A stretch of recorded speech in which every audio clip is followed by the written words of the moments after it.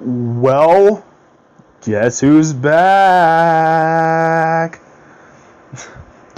Dr. Senpai's back, and he's here with a new video discussing the Gotham series finale. And wow, I gotta say, not too shabby. Not too fucking shabby at all. So, for those who don't know, Gotham is a prequel series that was on for 5 years. 5 whole ass years for 5 seasons. And it just ended last night.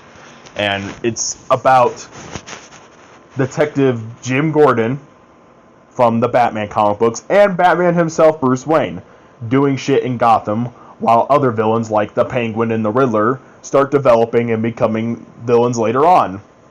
It's a whole ass prequel series. And in the past, I've been pretty critical about Gotham. Like, I definitely didn't like Season 4. Season 3 was getting pretty shit. Something about, like, after Season 1 and 2 for some superhero shows, they just start declining in quality. I don't know. It's kind of weird. I might do a video on that one day. But I gotta say, I really enjoyed the finale. Season 5 overall was pretty meh season, if that makes any sense. It's just, I don't know, there's not a lot of fun things happen. It was just kind of really weird, and at that point, I was just getting tired of the show, and I was just ready for it to end. And after that train wreck season of Season 4, and they actually reduced the episodes to 12 in this season, Season 5, and I gotta say, I think it ended the show pretty well. It starts off with a 10-year gap after the finale. Basically, what happened in Season 5 a lot was they introduced Bane, and they basically copied The Dark Knight Rises for some fucking reason. I don't know why they needed to do that. They copied Dark Knight Rises, even though they weren't trying. And it's like, okay, makes perfect fucking sense. Totally, whatever. So they did that. So they introduced Bane and somebody Al Ghul, some old Ra's al Ghul daughter or some shit, who they killed last season, which was really fucking retarded. And basically, this is a 10-year gap from that, and Bruce Wayne basically grows up, kinda. We don't see him grow up because they're cheap-ass CGI budget. Like, seriously, it's supposed to be a 10-year gap, and everybody looks exactly the same. Nobody really looks that much older. And, oh yeah, I forgot to mention, they officially introduced Barbara Gordon, Batgirl from the Batman comics, and the series. She's like a 10-year-old in here. Basically, she was born from Barbara Keene, which a character who I absolutely despise. I don't know why that bitch was still around, but she was like, oh, I'm all crazy, and I'm the queen of the feminists, to she's just a normal mother trying to fix Gotham all of a sudden. I'm like, oh, Jesus Christ. But you know what? She wasn't that bad. Everyone did a pretty good job for the finale. It felt like a good final thing. And Jim Gordon became the commissioner, because, you know, he's Commissioner Gordon.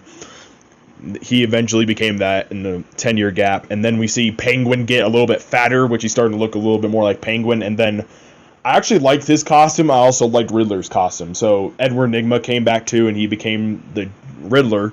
And they showed them a little bit doing stuff. And probably one of my favorite interpretations of the Joker, they brought the Joker into Gotham. Basically, that they did something with the fucking I forgot. So there was Jerome and Jeremiah Valeska, wherever the fuck. Yeah, I got that right. And they did this whole twin brother thing, and Jeremiah is the one who survived, and he became the Joker basically at the end of the series. Previously in Season 5, they showed Jeremiah get dropped into the Ace Chemicals vat of acid, and he became the Joker. And wow, he is scary as shit. Like, he looks fucking horrifying. One thing I really liked about this episode, Batman and the Joker. They showed those guys off really well, and some of the villain costumes. And one other thing I liked was they did a time skip version of what Selena Kyle looked like 10 years later. They basically recast a different actress to play her 10 years later. And I was like, wow, that makes sense. Why didn't they do that with some other people? Because it made perfect sense. She actually looked like she aged 10 years. And I was like, wow, that's amazing. And I like that. And she looked just like she literally looked just like how grown-up Selena Kyle would kind of look like, from 17 years old to, like, what, 27, since it's like 10 years later or some shit? I don't know. Stuff like that. I was like, wow, that's awesome. And just, it felt like a little bit I don't know. To me, this is a pro for it. It felt like the old classic Batman 1989 movie. I almost said series. I was like, wow, that looks pretty cool. And I really like the Batsuit that they did. Now, granted, they did Smallville the fuck out of us in the finale. Like, Batman was just like, oh, look at my back. Oh, they did just like how Titans did in DC Universe. It's like, oh, look, it's Batman's back. Holy shit. Ah. He says like one line or something. I guess they did something where it's supposed to be like the CGI Bruce Wayne's face on the Batman, which they showed him at the end when they did the little bat signal or whatever. And I was like, okay. You know, at least we got to see the bat suit. So they didn't completely Smallville us. What I mean by Smallville us is at the end of Smallville, apparently in that series, I didn't see it, but they had Superman or Clark Kent dressed up as Superman, but they only showed his back. Like, there's no S on the back either. They couldn't show him as Superman or whatever. It was fucking stupid. But they did in here. They didn't really call him Batman either, but at least we got kind of what Batman's going to look like. And I really like the suit. It looks like a really cool Batman suit. And basically that was like the last thing of the finale where they show what Batman looks like. And I was like, huh. That wasn't too bad. I complained a little bit, nitpicked a little bit, but I don't know. I just liked how it consistently felt like the Gotham tone, but at the same time like a Batman movie. It's weird. And I just liked that we got new costumes. Everyone acted just like how they were. It was pretty good. I really liked it. Yeah, it wasn't too bad. And it kind of redeemed the final season for me.